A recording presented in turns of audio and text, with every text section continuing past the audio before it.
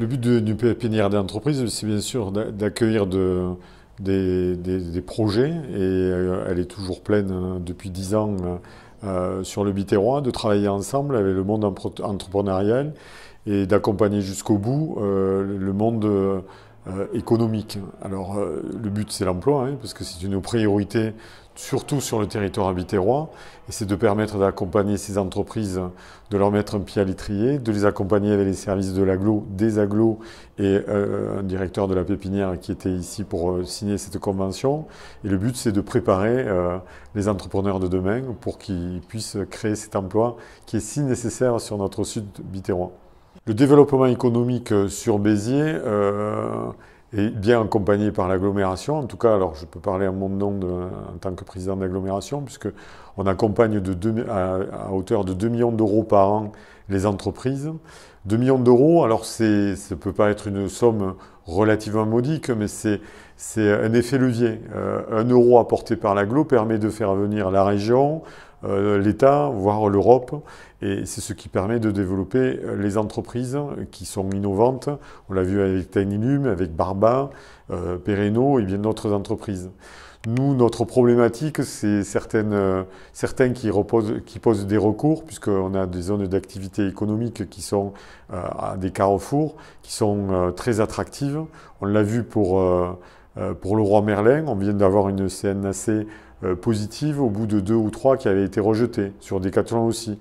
Certains, sur notre Biterrois, retardent de l'emploi, et je trouve que c'est lamentable. Les zones d'activité économique, hein, ça nous permet on a des zones de logistique, mais pas que. On a des accompagnements sur des entreprises. On a 13 zones d'activité économique, et offrir un foncier à des prix concurrentiels, on a un foncier attractif sur le Biterrois. Le but, c'est d'attirer les entreprises plutôt que de les rejeter. Et la pépinière est un de ces outils. Demain, on travaille sur un pôle entrepreneurial en centre-ville pour relancer le centre-ville. Ce pôle entrepreneurial va permettre de faire du coworking, de faire des échanges. Vous savez, les collectivités ne sont pas là pour faire de l'économie, elles sont là pour accompagner l'économie avec toutes les chambres consulaires et de permettre d'innover, d'accueillir, de pérenniser, voire de développer l'emploi. Et alors là, dans ces cas-là, on travaille, donc je l'ai dit, avec les chambres consulaires, mais aussi avec la région qui a la vraie compétence économique. À l'aéroport, c'est pareil, ça date d'un travail qui a été fait bien antérieurement, mais où plusieurs collectivités abondent sur le prix du billet, mais le but, c'est d'avoir un retour sur investissement. Il faut savoir que c'est un aéroport entrant.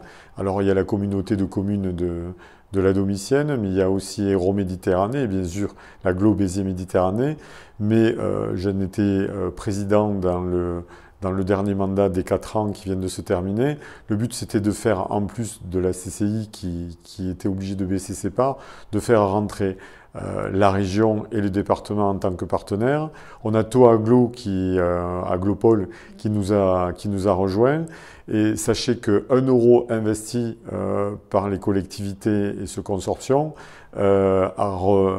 amène 45 euros en retour.